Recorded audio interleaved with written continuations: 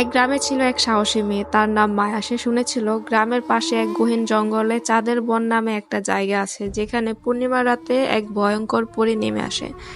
লোকেরা বলে সেই পরী আগে ছিল স্বর্গের দেবী, কিন্তু মানুষের লোভ আর বিশ্বাসঘাতকতায় সে অভিশপ্ত হয়ে যায়। আর এখন সে প্রতিটি পূর্ণিমার বনে নেমে এসে কাউকে না কাউকে নিয়ে যায়।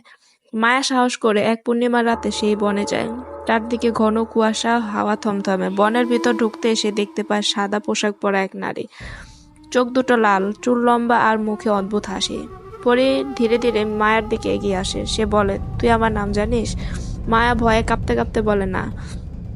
পরি ফিসফিস করে বলে, আমার নাম যে একবার শোনে সে আর কখনো দিনের আলো দেখে না। পরি হাত বাড়ায় আর মায়া চিৎকার করে ওঠে।